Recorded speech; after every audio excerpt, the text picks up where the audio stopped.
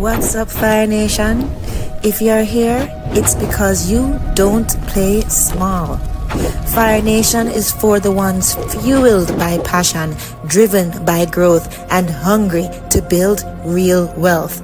Not just for yourself, but for your family and future generations. This isn't just a channel. This is a movement. And if you're watching, you're already part of it. I'm Miss Blue Fire, always taking you higher. Let's light it up.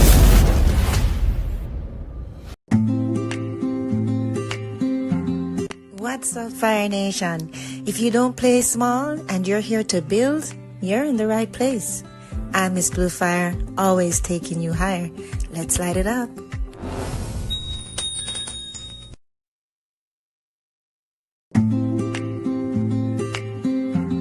What's up, Fire Nation? If you don't play small and you're here to build, you're in the right place. I'm Miss Blue Fire, always taking you higher. Let's light it up.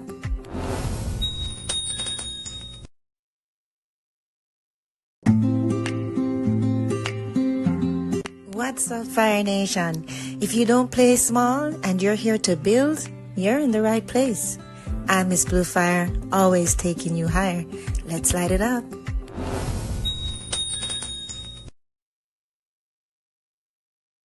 Hello, hello, hello, hello, hello, hello, hello. Hello, hello, hello. Hello, hello. Hello, hello, hello, Fire Nation. I hope you're having a great evening today. We have a really great topic today, and you know what? I had to do it today. You know, usually this is not my time because I'm going on Saturdays and Sundays now, for your information.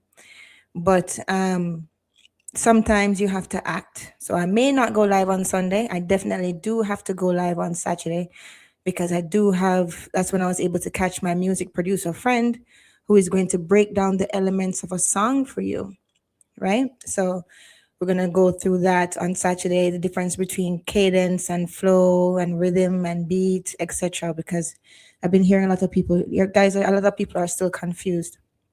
So I told him, whip out that piano and come and teach my audience, right? And give examples. So he agreed. So he'll be here on Saturday. So let me say hello to the chap. Up, up, up, G Sean. Bless up, bless up, bless up, bless up, Gaza Ricardo. Gaza Ricardo say, good day, Miss Block Fire. I know you meant it out. I know it's a typo. It's all right. It was funny though. Big up Munch British. Good evening, Munch British. Good evening, time come. Good evening, time come. Ready, ready, ready, ready, ready, ready, ready. I sent I'll talk to you afterwards. I sent an email to your lady there. So yeah. Big up TG Media, Philip. Big up, big up, big up. And it's good to see you all. So listen, we need to handle some things because a lot of people are saying a lot of foolishness, and I see the psychological warfare going on Gaza Nation. And this will also be a lesson for all the other nations that are here, right? Because listen, it happened to one camp, it can happen to another camp. So I want us as dancehall lovers to put things in perspective, know what we're actually talking about, so we can know what actually matters, right? So that we can pay attention to what actually matters, right? And we don't allow the water to get inside the boat, okay?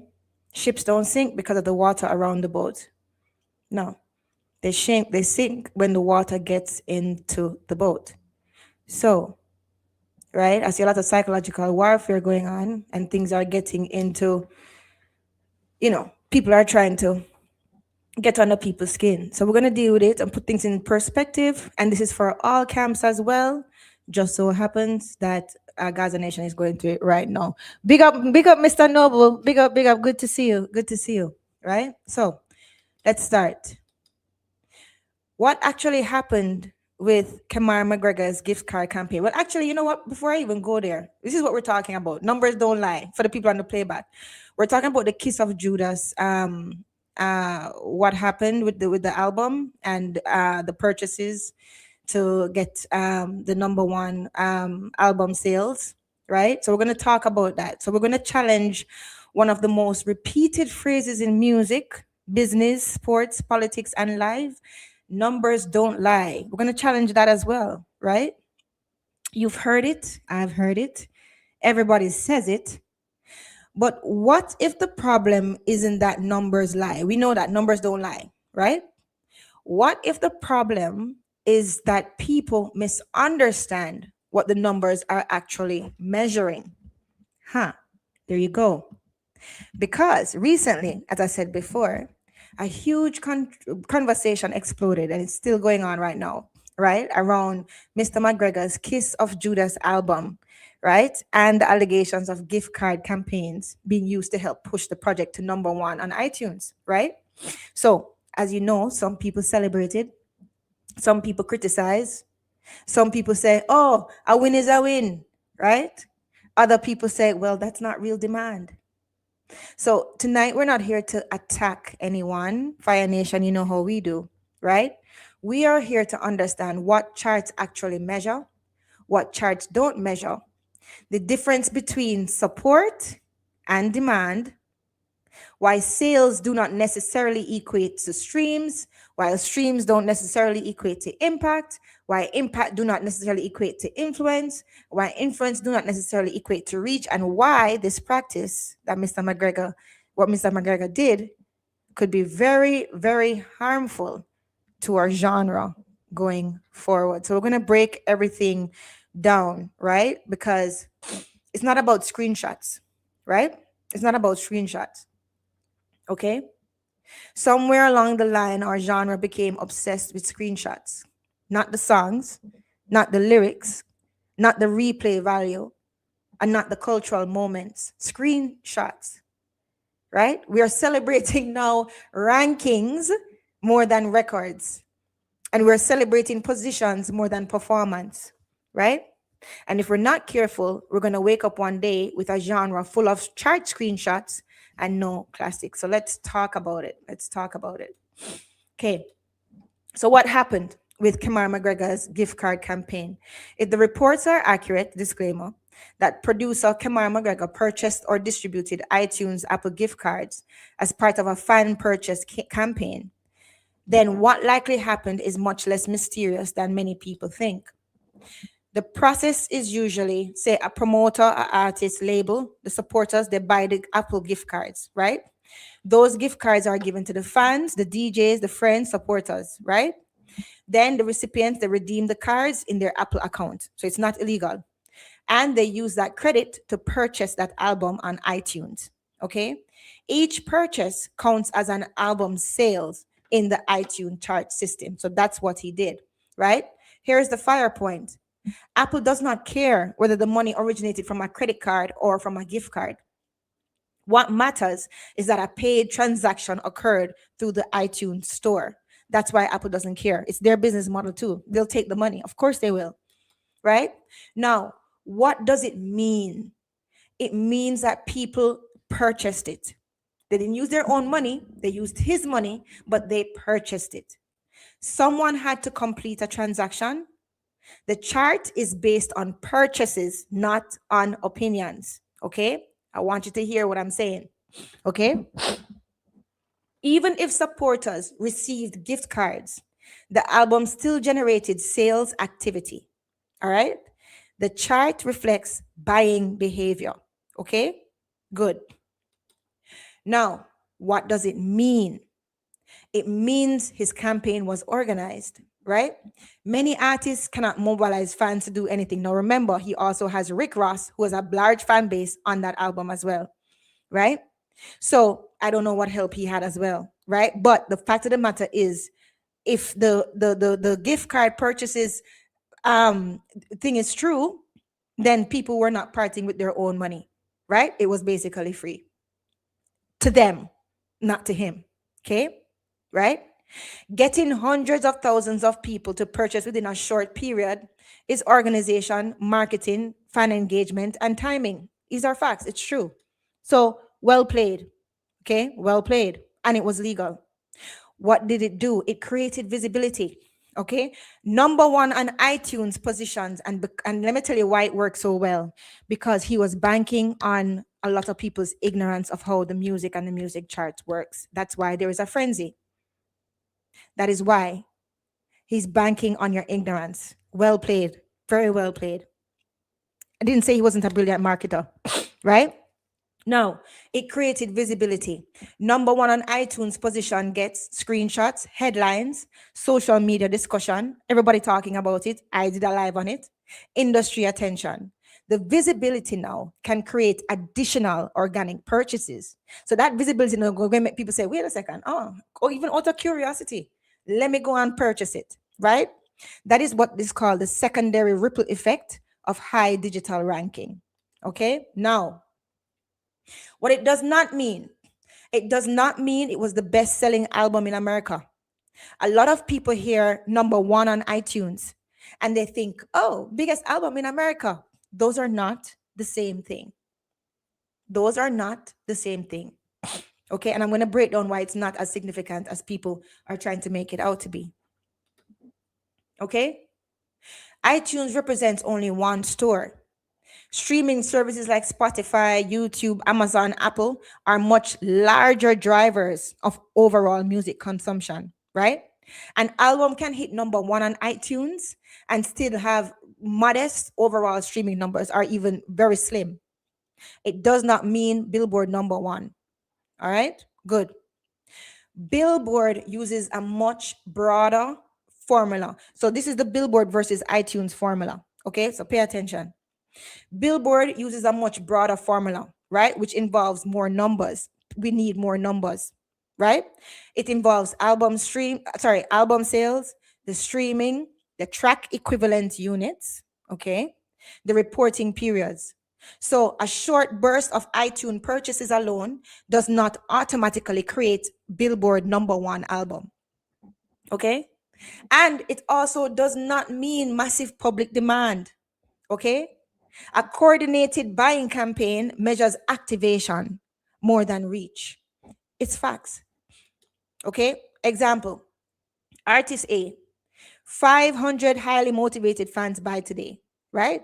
Artist B, 5 million people casually listen on streaming. Artist A may temporarily win the iTunes charts, right?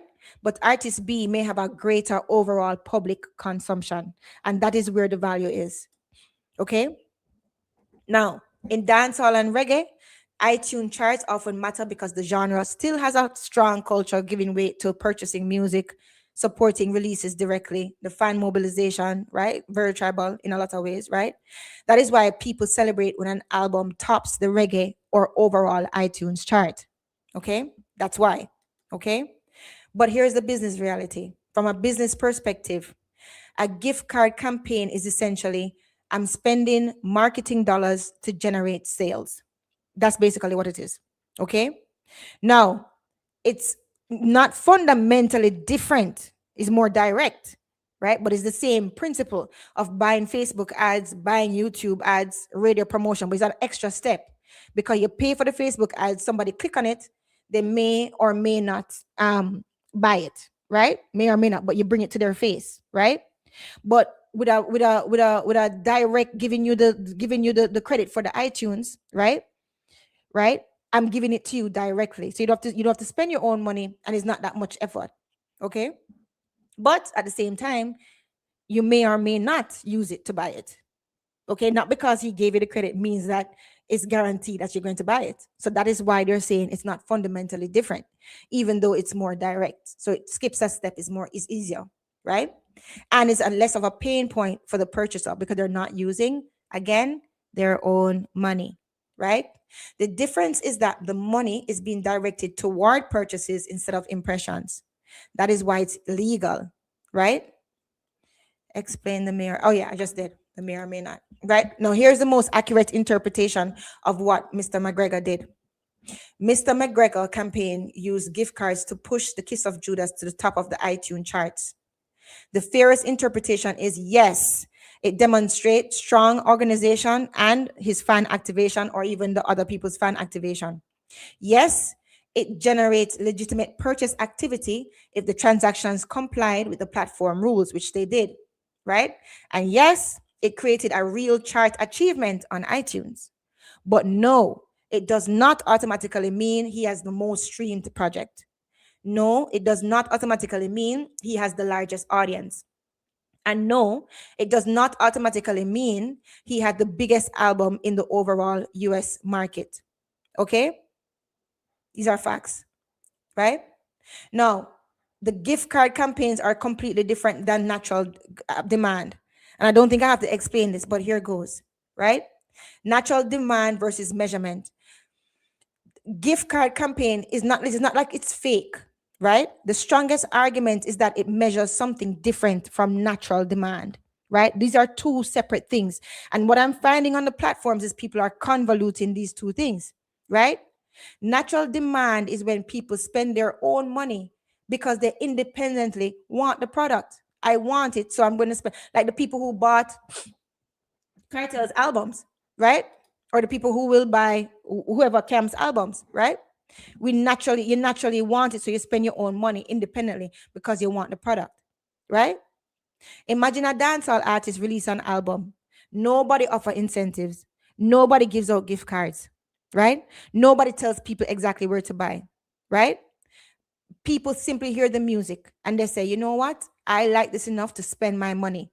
That is pure market demand. Okay? The consumer is a high friction state. The consumer is sacrificing something of value, their own money, because they believe the music is worth it. That is one of the strongest signals in business, right? What a gift card campaign measures, right, is something completely different. Look at this scenario. A producer may buy $5,000 worth of gift cards, right? The supporters receive the gift cards and use them to purchase the album. The chart still records the sales, yeah. But what was actually measured? Not how many people wanted to spend their own money. Instead, it measured how many people were willing to participate in this campaign. It's a completely different question. You cannot compare the two different types of questions. You understand? Okay? One is basically saying, I'm willing to participate in this campaign. The other one is saying, I'm willing to participate in this campaign and spend my own money. Which one you think has more has more friction and is worth more? Right? Why it means less to many people? Because the sacrifice is different. Okay? Scenario A, 1,000 people spend $10 of their own money. Scenario B, 1,000 people spend a gift card someone else paid for. Both produce 1,000 sales. But most business people would say scenario A demonstrates stronger demand. Why? Because consumers voluntarily parted with their own resources. That reveals more conviction. You guys are not arguing the same thing.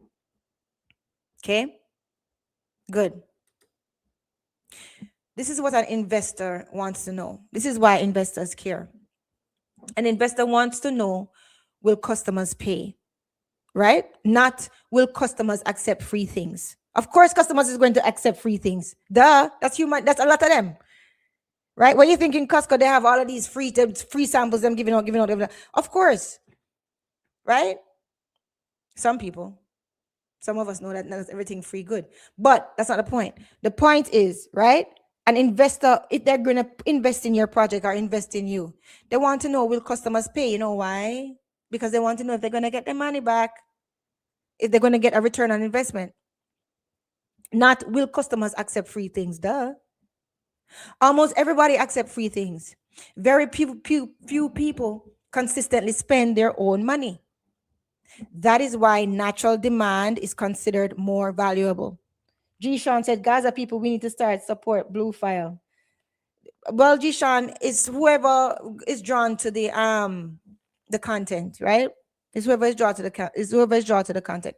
The content, because I do a lot of entrepreneurship and business stuff. So a lot of people, that's not why they're here on YouTube. So I understand that. You see what I'm saying? So it's whoever is interested or whoever I align with.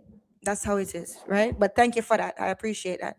But all camps welcome too, because we want dancehall to move forward. So we want everybody to learn, right? But so that is why natural demand is considered more valuable. It's facts. And cartel has that natural demand. Okay. Here's a restaurant example. Suppose a restaurant open. Restaurant A, 500 paying customers. Restaurant B, 500 customers using free meal vouchers. Both had 500 visitors, right? Both the owner of restaurant A has learned something much more important. But the owner of restaurant A learned something much more important. People are willing to pay full price. At this rate, right? It's not a good, we don't know how many gift cards were bought, but we don't know who is willing to pay full price for that album, right? Restaurant B still does not know that, right?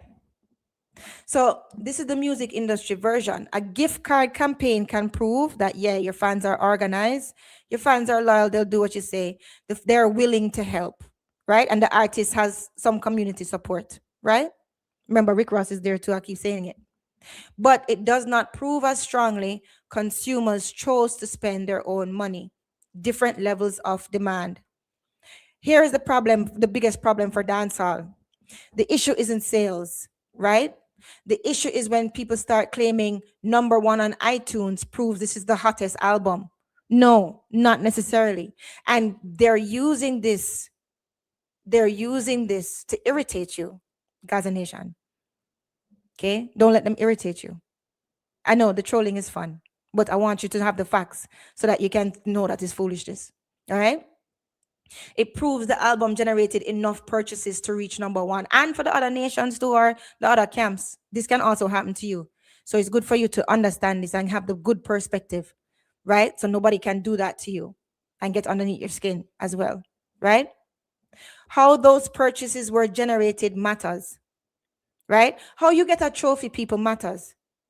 If you are awarded the Nobel Peace Prize, that's a great accomplishment, right? But if somebody gift it to you because they want it, it's not the same thing. It doesn't have the same impact. How you get the trophy matters. Okay, never forget that. Okay, good. Let's continue. If a significant portion came from organized incentives, gift card, or coordinated buying drives, then the chart is partially measuring the campaign execution and the mobilization, not consumer preference, right? Why natural demand is the gold standard. This is the gold standard, people, right? In business, the highest quality customer is not the customer who clicks, is not the customer who likes, it's not the customer who streams, the customer who accepts a gift. No, it's the customer who voluntarily plays, right? Then comes back and pays again. That's the highest quality customer. The one who voluntarily pays, then comes back and pays again. What does that mean? 1 second. Garnet, Blessings Garnet, good to see you. What does that mean? Buy the album, good, and stream it. Okay. Now, that is why business owners, investors, labels, and marketers place so much weight on organic demand. Organic demand is important. Okay. Why? Because you can buy attention. You can incentivize participation. You can give people gift cards to buy it. You can coordinate a campaign. That's fine. But it's much harder to create a situation where thousands of people independently decide, you know what? This product is so good that I will spend my own money on it. That is why, Fire Nation, many people view natural demand as a stronger indicator of genuine market value than a gift card driven purchasing campaign, even if both result in the same chart position. Doesn't matter how you get the trophy, matters. Don't forget I said that. Okay? Now, what benefit does that number one iTunes album actually provide? No, it does have some benefits, right? Bragging rights. Okay, bragging rights, great. The interesting thing is that the number one iTunes ranking itself is actually more valuable than the sales revenue. It really is. How? In many cases, the headline is worth more than the money that you get, right? So you can say number one album on iTunes, right? That you can use it for social media posts, you can use it for your press releases, you can use it for historical content in the future. Nobody's going to ask how, right? You can use it on interviews, it's podcast discussions. I'm talking about it, dancehall war talking about it, everybody talking about it, right? Promotional graphics, right? Right? Because why? Most people never ask, well, how many copies were sold?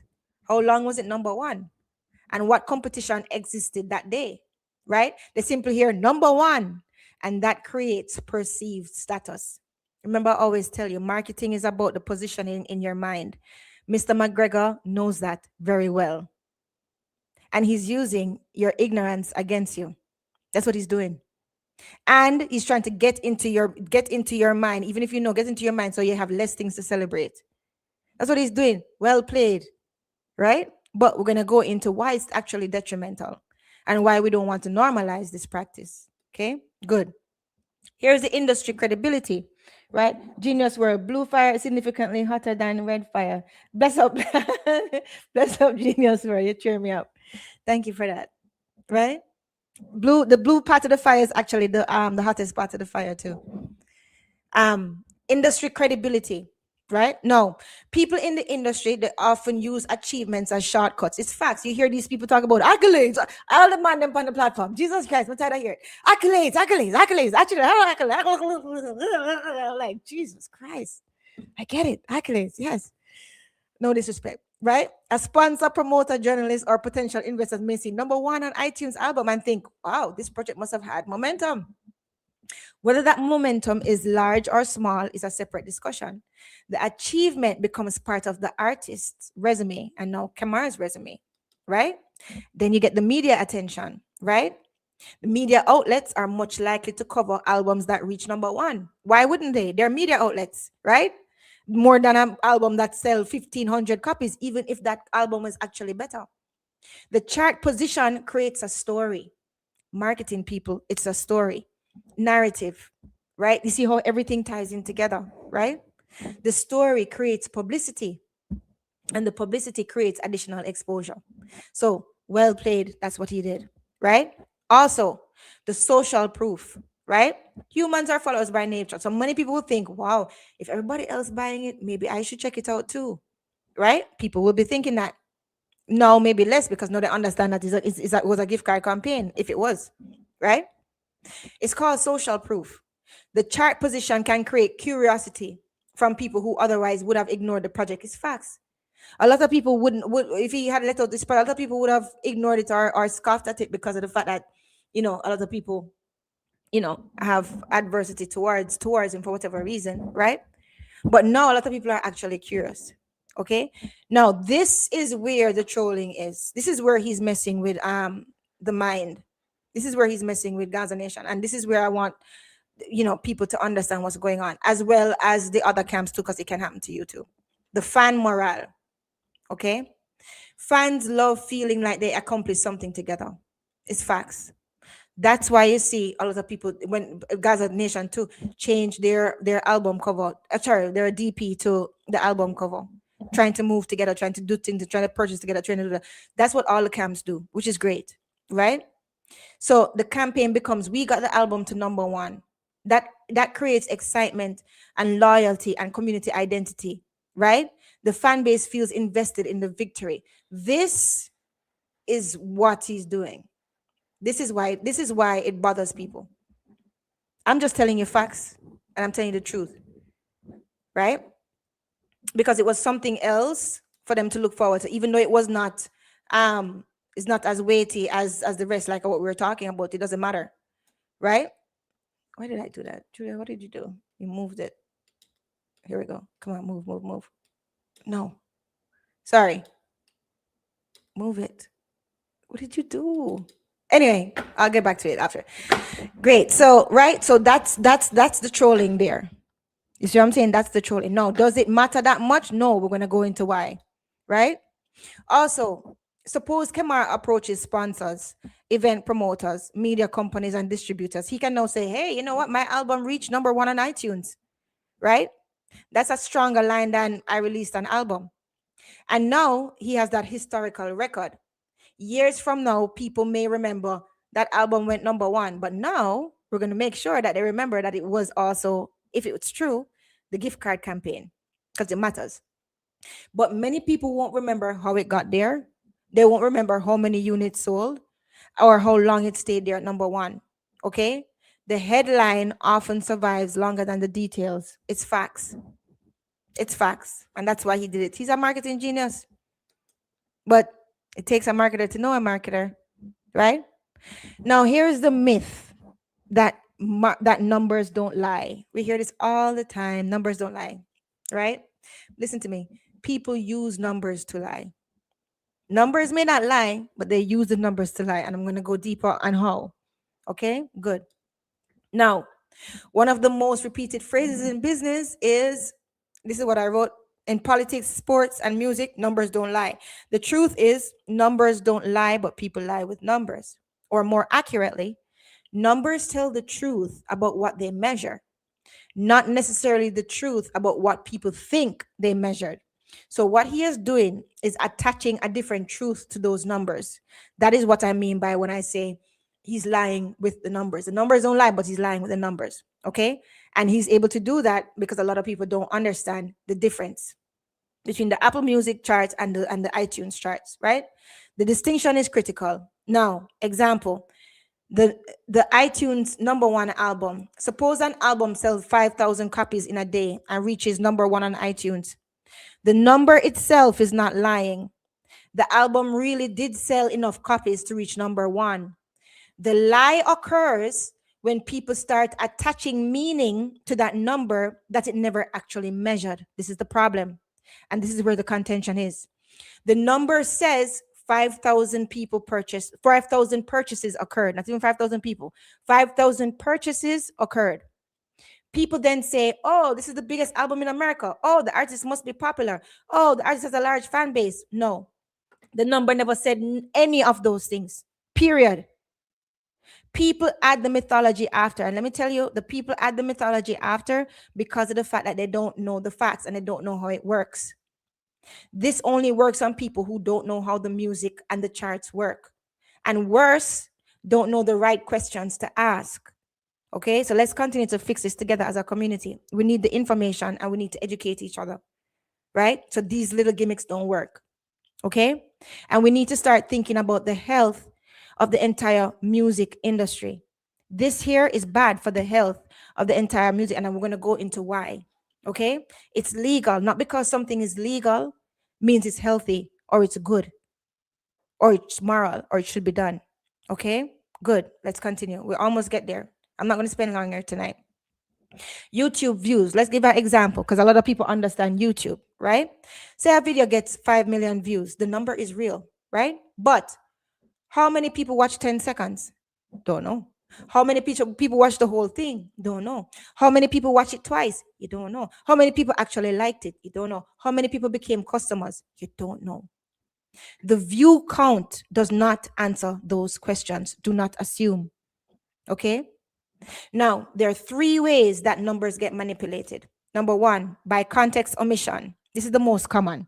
And you hear this with like new entrepreneurs sometimes when they're trying to impress people. They say, oh, my company grew 300%. That sounds incredible. But year one, they had $1,000 in revenue.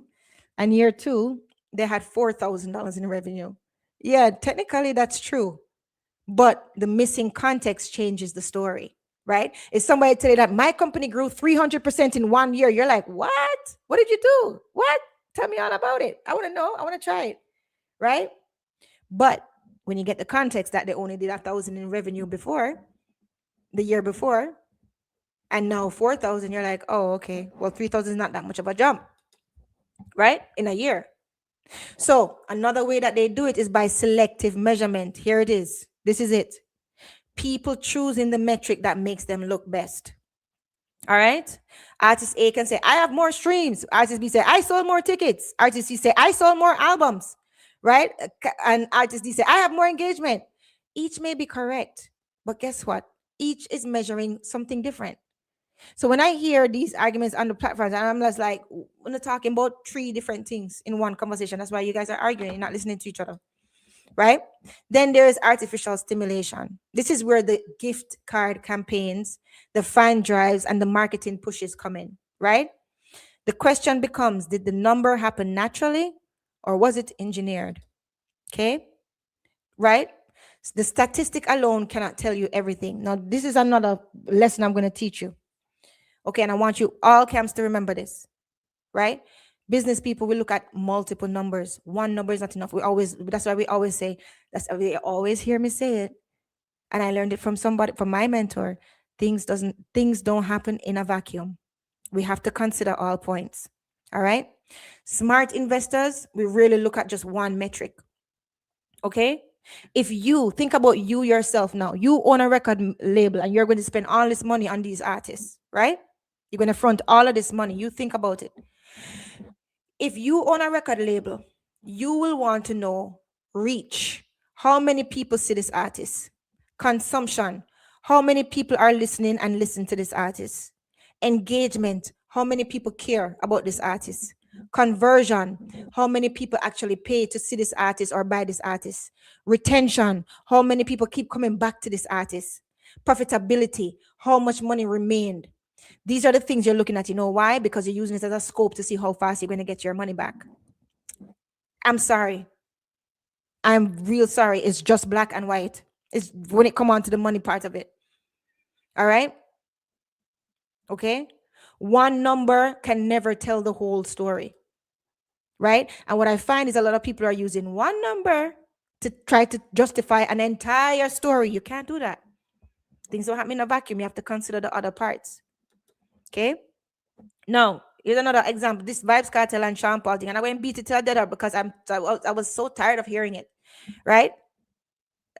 Someone says Sean Paul has more monthly listeners. That number may be true. Okay. Someone says Vibes Cartel definitely has greater influence on modern dancehall. That not may also be true. That is true. Bloop. Those are measuring different things. One measures reach, one measures influence, one measures exposure, one measures cultural impact.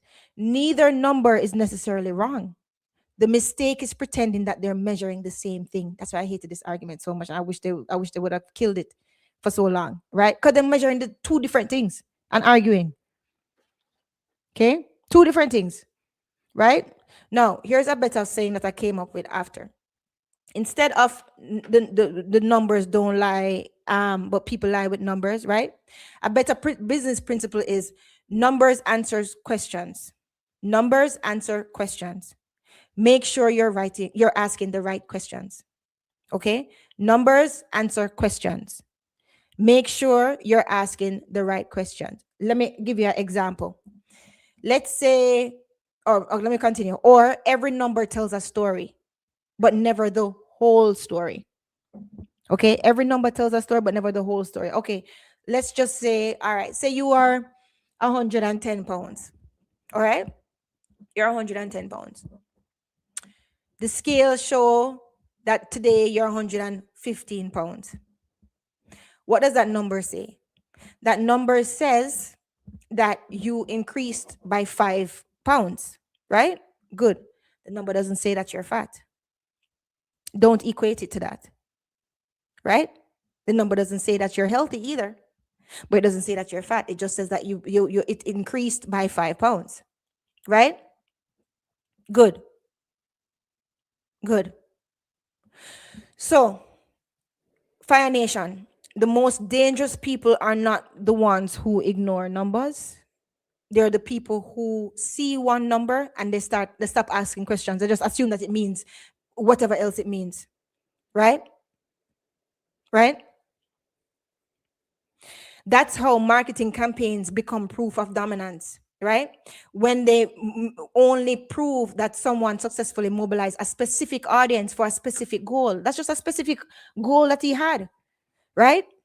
This is why charts can mislead people. Okay? One of the biggest mistakes fans make is believing that all charts measure the same thing. They do not. And this is another thing, right? I'm finding that a lot of people, you're not really understanding the charts and what they measure and their hierarchy. Do you know that there's a chart pyramid and a chart hierarchy when it comes on to measuring impact and when it comes on to measuring success of a career? It's not that complicated. We're going to go through it. Hold on one second. Let me drink.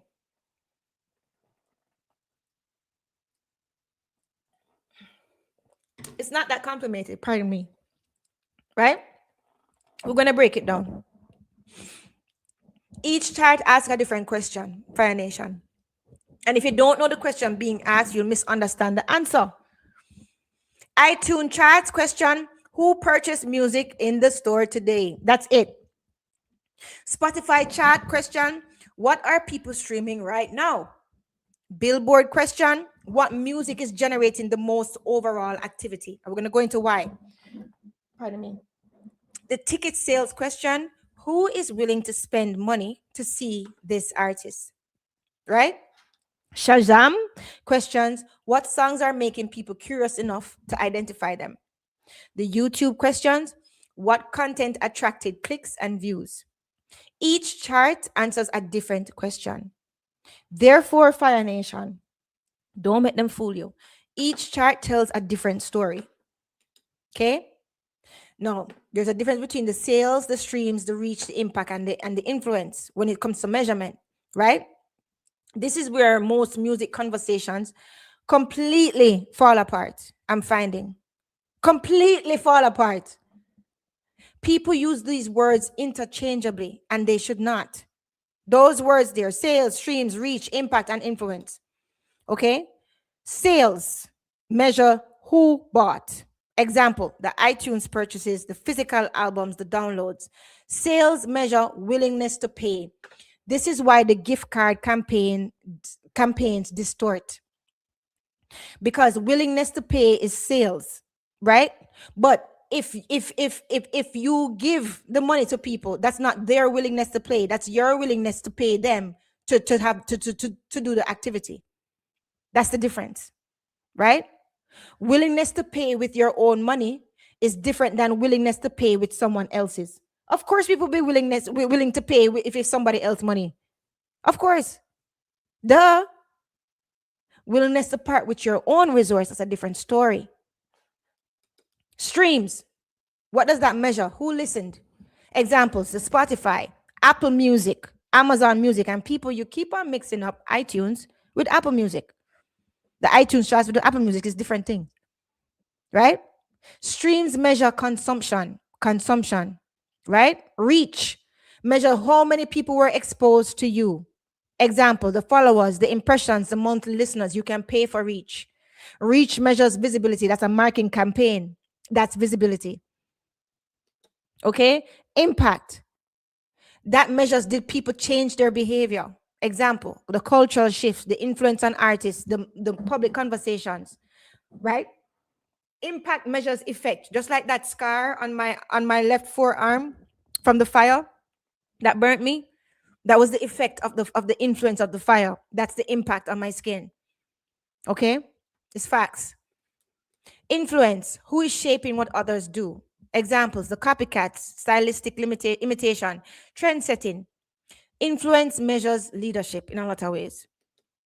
All right? Now, you can have massive reach and little impact. You can have massive streams and little influence. All right? Don't think it's the same thing. You can have huge sales and no legacy. You can have small reach and a massive cultural impact. It's fact. This is why numbers create confusion, people, and people are using it to confuse you. People compare different measurements as though they're the same thing, and I keep hearing it all the time. Right? Stop being tricked by people's narratives on their platforms, please. Don't make them fool you. Okay? Now, which music charts are most reliable for measuring impact? Right? Fire Nation. For our business of dancehall discussion, the real question is, which chart gives me the best evidence of real world impact? Not popularity, not marketing, not hype, impact.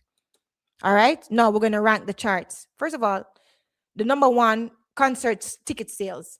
That measures who is willing to spend money and show up. This is the hardest to fake. And that's the most powerful signal. It's a fact. Number two, Billboard Hot 100. What does that measure? Why? Because it measures streaming, radio, right? Sales, the strong multi-platform measurement. It's a strong multi-platform measurement. Okay? It measures across platforms, right? Number three is the Billboard 200. Why? It measures the album consumption, sales, the streams. That's better than just sales alone. Clearly, because you're using more numbers, right? Spotify, the monthly listeners, what does that measure? That measures unique listeners, right? And it's an excellent reach indicator because you're looking at unique listeners, right? Good, right? So the streaming totals measures ongoing consumption. It shows actual listening behavior, okay? Apple Music streaming charts, what does that measure? It measures streaming activity, not purchases, listening. So that's why don't confuse the iTunes with Apple Music streaming charts. It's something completely different. Something completely different, right? The Shazam charts, they measure curiosity, people actively seeking out songs. Okay? The YouTube views, that measures attention. Not necessarily fandom, but attention. Okay? The iTunes charts, this is the difference. This is all the way at number 9. That's where it's ranked. It measures purchases within one store. The purchases, what Kamara use. This is the purchases, right? Not overall consumption. Okay? Number 10, the social media followers. What does that measure? Visibility, right? That is the weakest indicator of impact. Social media followers. That's the weakest indicator of impact. All right? iTunes used to be important. It's falling in importance. It's fallen. Why? In 2008, yeah, sales were king. People bought the music, sure. Today, consumption is king. People stream more. All right? The industry shifted.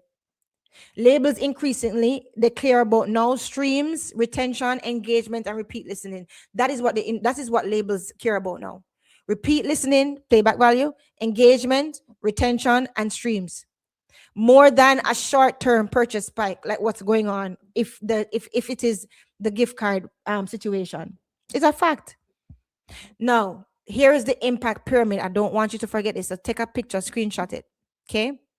When an agent and people who understand music is evaluating an artist's real impact, you know what we look at? Can they sell tickets? Number one. Are people streaming repeatedly months later? Number two. Are other artists copying their style? Are they influencing the culture? Are their songs still being played years later? Okay? Right? There's this music metrics ranked by impact reliability. Okay? The higher score, it means stronger evidence of real world and cultural and commercial impact. Concert ticket sales, if it's higher, you're higher on the chart. Billboard Hot 100, we just talked about that, right? Billboard 200 is next. Spotify, monthly listening, streaming total, you see? Social followers is at the bottom, the least. Okay, so there's a pyramid. Not all charts are equal.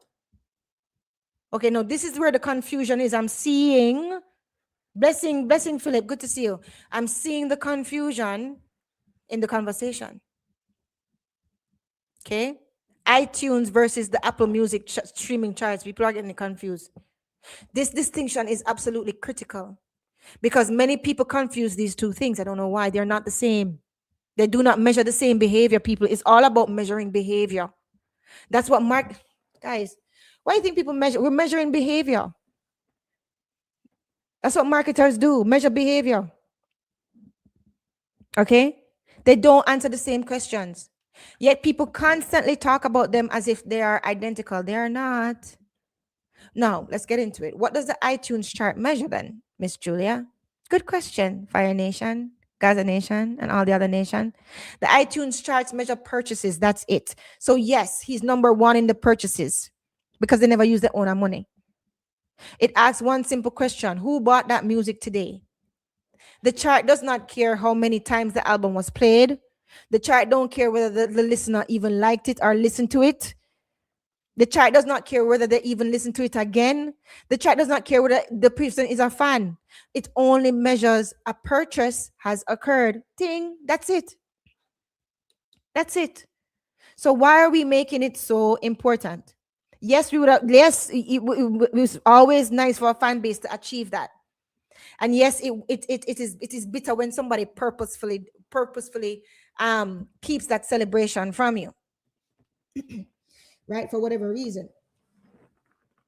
But when it comes down to it, of what it actually measures and importance, it's at the bottom of the totem pole, right? And this is for all camps to understand. Okay? It only measures a purchase occurred. Now, what does the Apple Music chart measure? Apple Music measures streaming activity. That's a totally different question. Different behavior. How many things have you bought and not used? Many, I'm pretty sure. Different metric. Okay? Apple Music asks, what are people actively listening to? Now we're measuring consumption. You can buy the cheese and it can stay there and rotten in the back of your fridge. Right? But if you eat the cheese and you like it, more than likely you're going to go back and buy it again. Repeat. Now we're measuring consumption, not purchasing, listening, consuming. Why does this distinction matter? Imagine person A buys an album, person B streams an album 1,000 times. iTunes will see person A, the person who buys the album. Apple Music sees person B, the person who streams the album 1,000 times. Different charts, different realities, different conclusions. Do not confuse them, or do not allow people to confuse them for you. Okay? Don't let them. It's a psychological warfare. Okay? The trolling is fine and stuff like that. Right? But I'm not into the breaking of spirit thing. That is not healthy. All right? And if you're informed, people cannot break your spirit. Trust me. They will try. Especially when they think that you're too strong, they will try. Because you become a prize to them. It's facts. When you're informed, people cannot break your spirit. Okay? Good. Why gift card impacts iTunes? Clearly, here it is. It affects purchases. That's it. Which means the iTunes charts. That's it. The process is straightforward. Gift card, redeem, album purchase, sales recorded, chart position improves. That's what happens. You think iTunes is going to make this illegal when a gift card is the same as money? You think them don't have a business too? Now, Apple Music requires listening, streaming, and consumption. A person must actually engage with the music. A gift card does not automatically create streams. The listener must still press play. See? See? They might have bought the album, but are they playing it? Are they streaming it? I don't know. Maybe. Do we wait until next Wednesday? Maybe. Let's see. This is why many industry professionals view streaming the charts as a stronger indicator of ongoing consumer interest, because you're streaming it, replay value, you like it. Human nature will return to what we like. It's facts. Now, does Kamara's achievement reflect sales or streams? Clearly, gift cards, based on the discussion surrounding the gift cards, purchases, buying campaigns, driving the album to #1. The achievement being discussed reflects iTunes sales, not Apple Music streaming. Okay? This distinction is essential, Fire Nation, because critics and supporters are often arguing about two different things without realizing it. The supporter says, oh, he reached #1. He reached #1 because he's trying to get on your skin. Right? And the critics say, no, well, show me the streaming numbers. Right? Why, my Fire Nation? Because they're asking two different questions. Don't let these people dry out. One side is measuring purchases. Another side is measuring consumption. Two different things. Again, I can tell you, I can buy the shoes and it can dry rotten in there. I never wear it. Okay? This is the question many people forget to ask. Listen to me, Fire Nation. Gaza Nation, listen to what I'm saying. When someone says number one on Apple, your first question, your very first question should say number one where? Where on Apple? Because there are multiple systems in Apple. Number one on iTunes album, right? Which measure the purchases. Number one in Apple Music album, which measure the streams. Number one in Apple Music song, which measure the song streams. Completely different accomplishments. Ask them where. Okay? They're banking on you not knowing the difference. Know the difference so nobody can fool you. Okay? Or you can brush them off. Why music critics focus on streaming. And you know what? Yes, it's useful for Gaza Nation. Yeah, Cartel is my artist, but it's useful for all counts because just like it happened to us, people can do that to you as well. And it does dampen morale. Even though we know better, we know it doesn't, it is not that important. It dampens morale. You know why? Because it's one less thing to celebrate, especially when you know that it's done purposefully, right? And strategically. But well played, that's what trolls do. You arm yourself with information, okay? Not emotion, the facts, right? Now, why music critics focus on streaming? Again, critics we often argue, a streaming chart is harder to influence with purchase campaigns. It is. Because purchases can happen once, great. Streams require ongoing listening, right? It's lifestyle, it's included in your day. It's on your song list, it's on your driving list, it's on your workout list. Therefore, they argue streaming is often a stronger indicator of sustained interest. Remember, I told you the last live to remember this word, sustained interest. That's important. Sustained interest. That's important. Okay? Therefore, they argue streaming is often a stronger indicator of sustained interest. Not perfect, but generally stronger. Right? Now we're going to go into the real nitty gritty of why we don't want to normalize this, what Mr. McGregor did. Hi, Lalibella. Please speak to the iTunes actual contribution to the overall streaming equivalent album, SEA.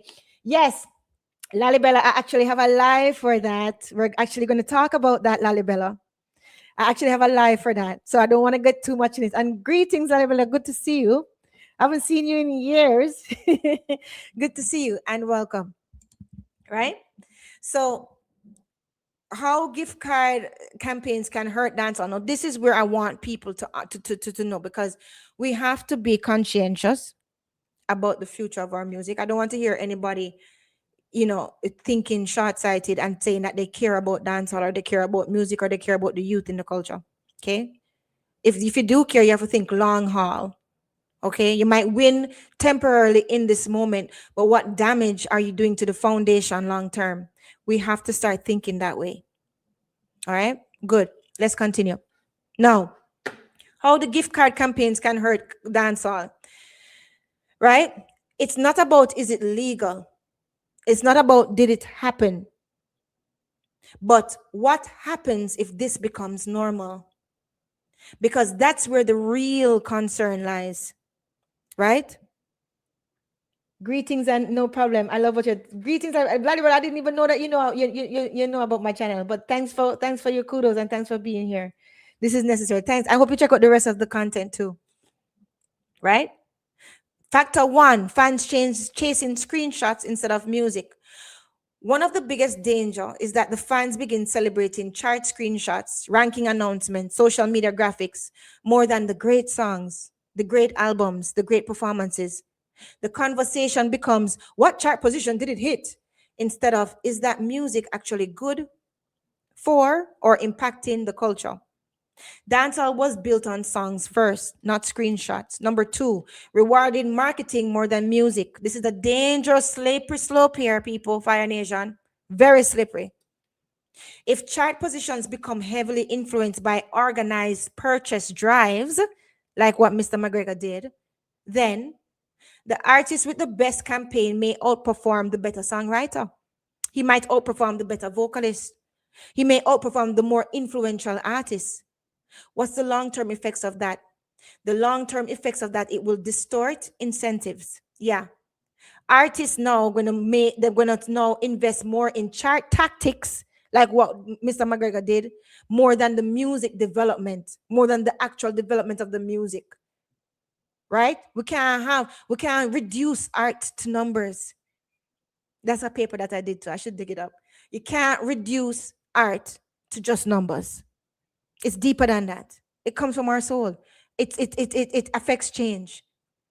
Okay? Yes, the numbers are important. That's why this is why I always say the business of dancehall. The numbers are important. But the numbers have their place. And so does the art. All right? Good. Number 3, another dangerous one, false industry signals. Right? Promoters, sponsors, media, and labels, they all use charts as signals. If charts now stop accurately reflecting demand, people make bad decisions. How, you ask, Fire Nation? Good question. Examples. You're going to get overestimated ticket demands. People are going to overestimate what the audience size should be or could be. People are going to overestimate streaming potential of an artist. People are going to overestimate cultural relevance of an artist just because, and because the charts stop accurately reflecting what demand is, right? Eventually, people are not going to trust the charts anymore. Eventually, the trust is going to erode in the charts. Okay? Factor 4, this is making our genre look smaller than it actually is. How? This one is very uncomfortable, but I want you to think with me, right? Sometimes you see, and I want you to think about it in your own life with your own people because it's true, so it can work across different scenarios. Sometimes, in trying to prove how big we are, we accidentally reveal how small we are.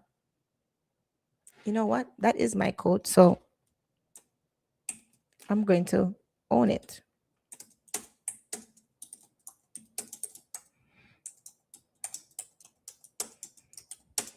Good. If a relatively small number of purchases can dramatically affect charts positions, outsiders are going to start thinking, well, how large is this genre's market actually? Instead of elevating the genre, it can unintentionally highlight our genre's limitation. It's a fact. Okay? Lalibela said, much love to all who are in the chat. There isn't another platform out here that's providing this level of edification. Blessings, Lalibela. Thank you, my dear. TG says it sends the wrong signals to promoters. That's right, TG. That's right. 100%. Right? And worse, it affects the future. We're going to go into it. Factor 5, short-term thinking. A chart campaign is focused on launch day, launch week, launch weekend. But guess what? Our genre grows through catalog strength, classics, replay value, and longevity. That's how the genre grows. Okay? Artists may begin chasing launch week wins rather than building decade-long careers. This is going to hurt our genre, our already undervalued genre. Factor 6 is going to weaken the meaning of success. A trophy only matters if people respect how it was won. That's what I said to you before. How you get the trophy matters. If you are awarded the Nobel Peace Prize, that's fantastic. If someone gifts it to you after they won it, it's not that fantastic. You have the trophy, right? But you don't have the respect of what it was supposed to honor. A trophy only matters if people respect how it was won. Okay? Right?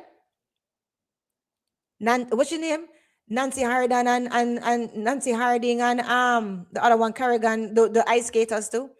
Right? One of them she hit her in her knee. I don't know why I remember that. Anyhow, a chart only matters if people believe it represents something meaningful. That's if the chart no longer represents something meaningful, it don't matter anymore. What are we going to use? If fans start assuming everybody is buying chart positions, right? Just like even now, a lot of people say, everybody buying views, right? Then eventually nobody will care about chart positions. This is the problem. The achievement now loses prestige because people feel like, everybody buying views, everybody buying that, right? Right? There's an unfair playing field. This is where it's going to hurt our artists. This is where it's going to hurt our artists. Independent artists. Okay? We have a lot of independent artists in dancehall and reggae. You know what they're going to feel? I can't compete unless I finance purchases too. If we are going to put so much importance on that and people can just use their marketing dollars to do it, people are going to know that I can't compete in this area unless I finance purchases too. Now, guess what? Success becomes tied to funding, not necessarily talent, not necessarily impact, and not necessarily influence. Funding. Do we want that for our music? Do we want that for our people? Is that what we want for the future? Really? That can discourage emerging artists. Factor 8, distracting from streaming growth, right? Modern music business revolves around Spotify, Apple Music, YouTube, TikTok, not iTunes. If dancehall becomes obsessed with iTunes rankings, it may focus on one of the least important consumption metrics in modern music, just the purchase. Meanwhile, other genres focus on building global streaming audiences. Focus, people. We gotta focus. Here is the bad one now. Bad one. International credibility. We're gonna hurt our own international credibility, Jamaican people, if we normalize what Mr. McGregor did. Why?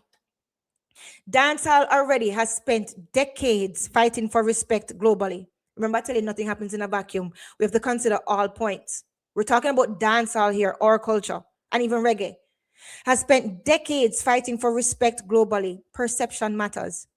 If outsiders begin viewing our chart achievements as marketing exercises rather than evidence of demand, our credibility will suffer. I'm going to say that again. If outsiders start viewing our chart achievements as marketing exercises, buy all of these gift cards and make other people buy it up, rather than evidence of actual demand or credibility, or genre's credibility will suffer. Whether fair or unfair, perception matters. Perception matters, people. And dancehall has spent decades fighting for respect globally. Let's not rock the boat. Big up Jad Vice, hugs and kisses, XOXO love is in us. All right, you treated me up, Jerome. All right, no problem. Thank you for my donation, Jerome. I appreciate it. Yeah, sweet me up. That's okay. Thank you, Jerome. Blessings. Right? Now, factor 10. This is something that I want you guys to know. And every marketer worth their salt know it. There's a big difference, and a lot of people you're conflating the two. There's a complete difference between support and demand. Okay? This is the most important distinction probably of my entire discussion today. Support means, you know what? I want to help this artist. Yeah, I want to help him. So yeah, all right. Him send the gift card. Yeah, man. I'll use it and buy it for him and send up him numbers. That's support. Demand means I want this product, so I am going to use my $18 and I'm going to buy it. Both are valuable, both matter, but both measure different things. A gift card campaign measures support rather than demand. Okay? Fire Nation, think. If chart campaigns become more important than genuine listening, more important than replay value, more important than cultural influence, more important than ticket buying demand, then our genre risks rewarding visibility over impact and marketing over our music. We don't want that. That's pedaling backwards.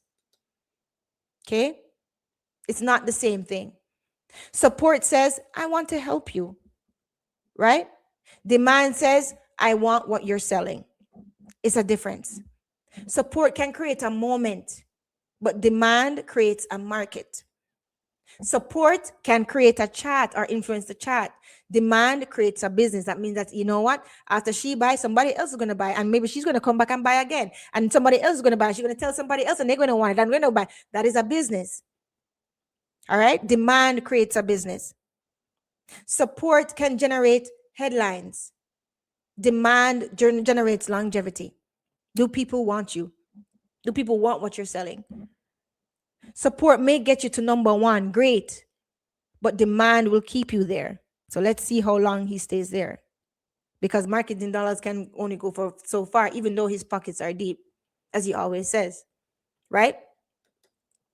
Fire Nation, the real debate isn't did the album go number one? No. The real debate is what exactly did the number one measure? This is the crux of the question. This is where they're trying to get under your skin. Gaza Nation. This.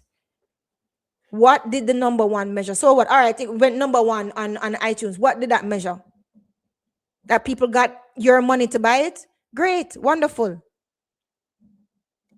Right? Don't let them fool you about what things mean. Right? Fire Nation, the real debate isn't did the album go number one?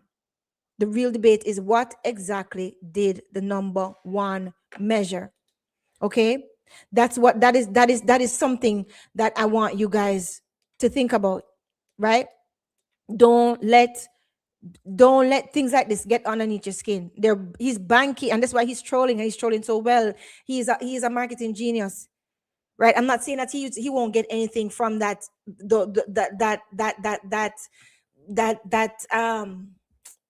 accomplishment. I explained to you what doors it can open for him, right?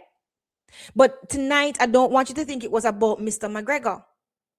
Tonight was not about Mr. McGregor, Fire Nation. It wasn't really even about iTunes. It wasn't even about gift cards tonight. Okay? Those were simply the spark that started a much bigger conversation, because the real issue is how we define success. What exactly is he celebrating? What exactly are we measuring?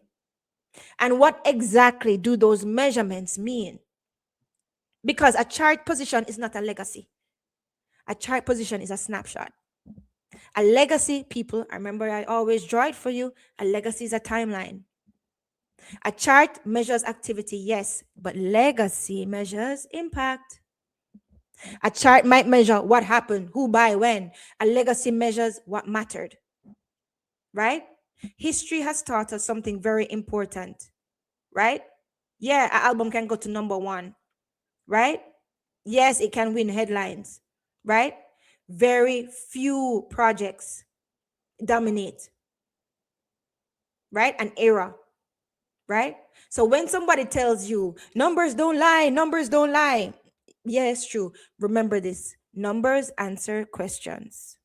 The real challenge is understanding which question is being answered. Yeah, the numbers answer the questions, but what question is being answered? That's the question, right? Sales are not streams. Okay? It's a fact. Okay? The most important thing any artist can achieve is not a chart position. Okay?